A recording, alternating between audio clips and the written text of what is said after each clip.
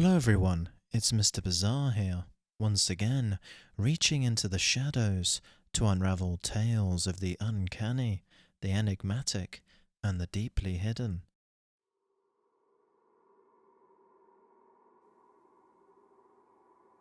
In the sultry climes of Key West, Florida, during the early 1930s, the peculiar and unsettling love story of Carl Tanzler and Maria Elena Milagro de Hoyos begins to unfold.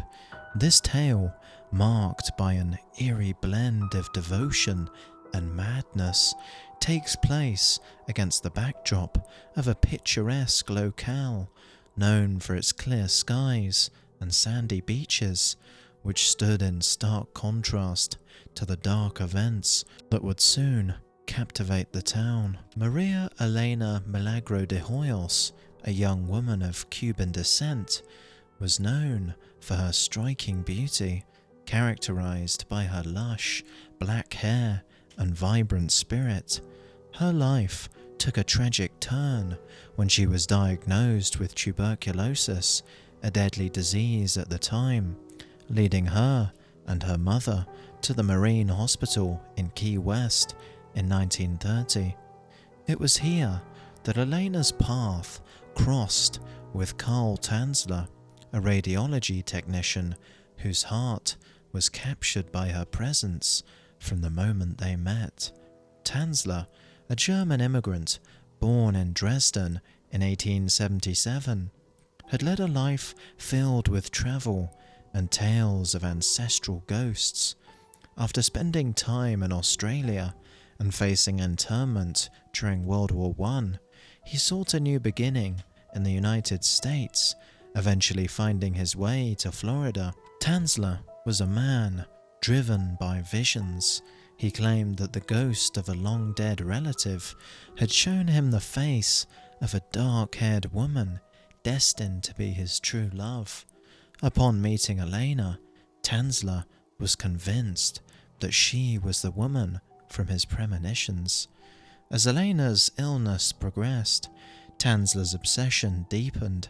He lavished her with gifts and employed every means at his disposal to cure her, utilizing his medical knowledge and the hospital's resources in a desperate attempt to save her life. Despite his efforts, Elena succumbed to the disease on October the 25th, 1931. Devastated, Tanzler could just not accept her death as the end of their story. In his grief, Tanzler convinced Elena's family to allow him to finance an elaborate mausoleum for her in the Key West cemetery, retaining the only key for himself. For 2 years, he visited her grave nightly, driven by a love that refused to acknowledge the barrier of death. However, in 1933, after losing his job at the hospital, Tanzler's nightly visits ceased, sparking rumors and suspicion among Elena's relatives. What came next would shock the community and the world. It turns out that the reason Tanzler's night visits had ceased was far darker than anyone could have guessed. Unable to bear the separation, Tanzler had removed Elena's body from the crypt and transported it back to his home.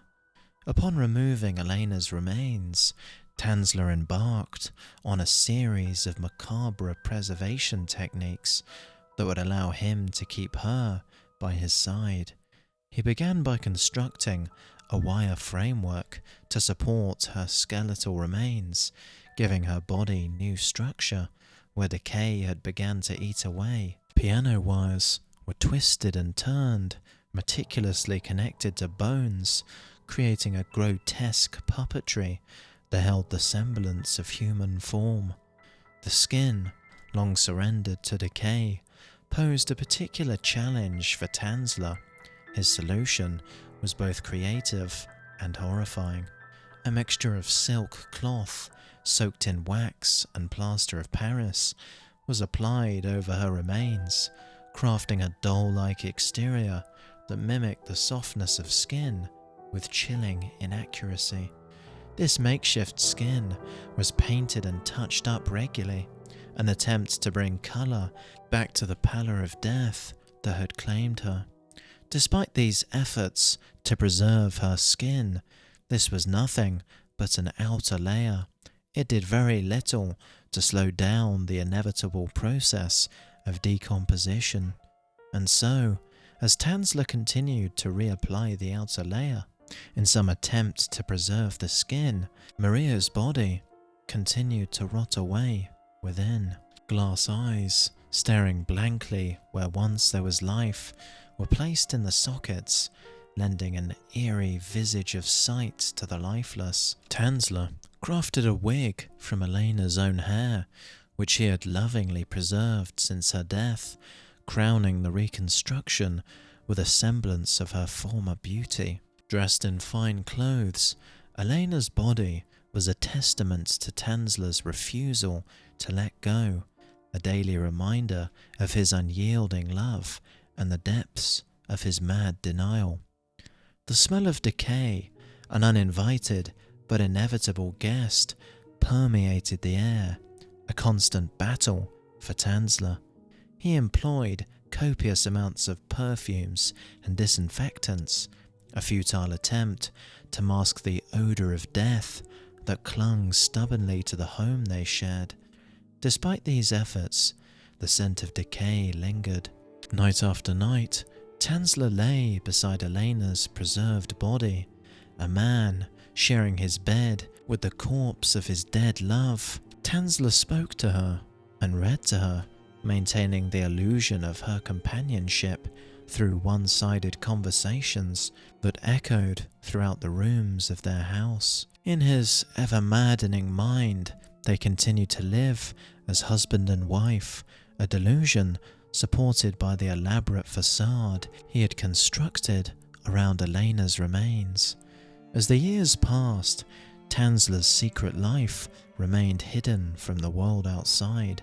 Neighbours and acquaintances knew little of the truth, seeing only the eccentric loner who spoke often of his lost love, but never hinted at the dark reality of his living situation. It was a solitary existence, marked by the shadow of death and the overwhelming presence of obsession. The unraveling began when Florinda, Elena's sister, driven by growing suspicion and rumours, decided to confront Tanzler. The whispers of his strange behaviours and the persistent memory of Elena's sudden disappearance compelled her to seek answers. What she discovered upon entering Tanzler's residence was beyond comprehension. A tableau so grotesque and surreal that it momentarily defied belief. Elena's body, preserved and adorned in a macabre imitation of life, lay in the dimly lit room that Tanzler had turned into a shrine for his undying love. The lengths to which he had gone to maintain the illusion of Elena's presence was both astonishing and horrifying. Silk, wax, and plaster formed a shell around what was once Elena, her glassy eyes reflecting nothing of the soul that had departed years ago. The air was heavy with the scent of decay, masked poorly by the overwhelming use of perfumes and chemicals. The authorities were promptly notified, and what followed was a spectacle that the quiet town of Key West was ill prepared for. Tanzler was arrested, and Elena's body was removed from his home, ending the 7-year vigil he had kept. The case quickly became a media sensation, with newspapers across the country picking up on the story, each headline more sensational than the last. The public was both repulsed but fascinated at the same time by the depth of Tanzler's obsession, which blurred the lines between love and sheer madness. In the aftermath of the discovery, Elena's body was put on public display by the authorities, drawing thousands of onlookers. This decision, made under the guise of aiding the investigation, only served to further violate Elena's dignity in death. The spectacle of her displayed remains invited a voyeuristic curiosity that overshadowed the tragedy of her life and death. Tanzler, meanwhile, faced legal proceedings for grave robbery and the desecration of a corpse. However, the case took an unexpected turn when it was revealed that the statute of limitations on his crimes had expired.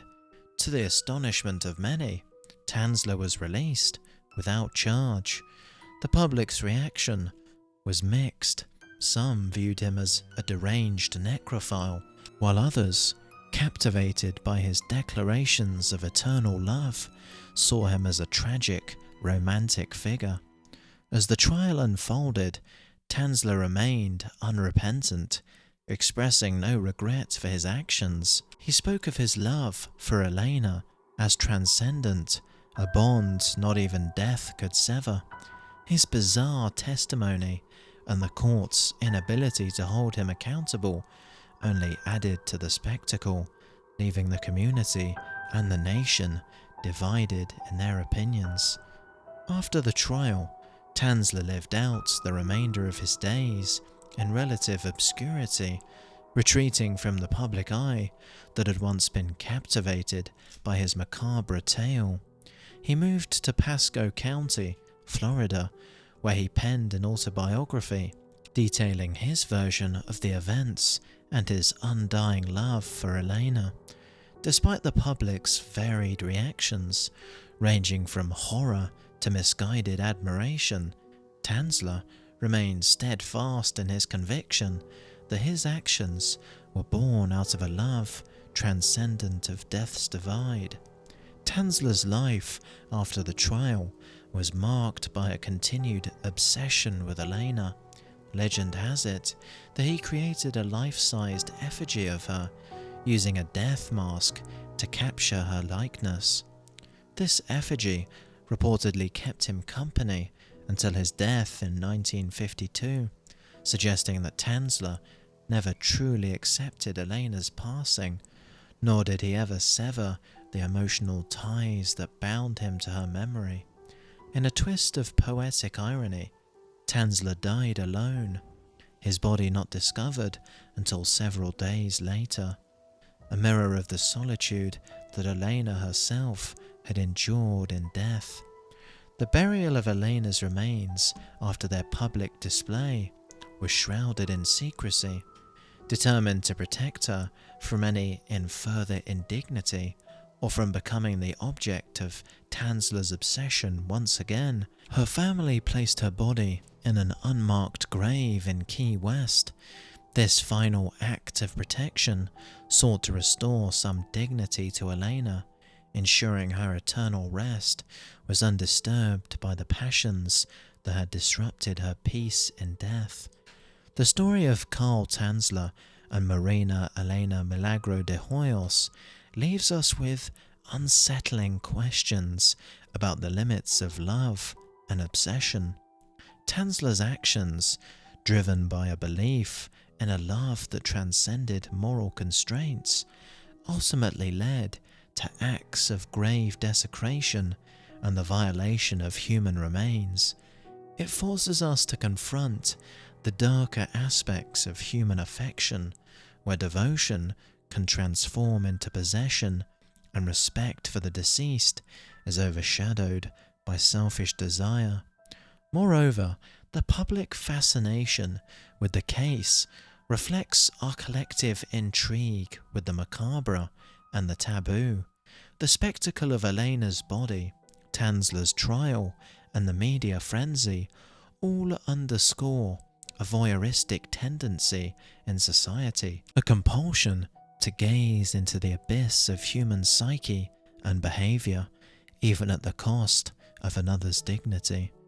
In retrospect, the legacy of Tanzler's love story gone awry is a cautionary tale about the sanctity of death and the moral imperatives that govern our treatment of those who have passed. It serves as a reminder of the profound responsibilities we bear in honouring the memory and the remains of the deceased, ensuring that love, in its purest form, respects the boundaries set by death. So that's it for today's bizarre story.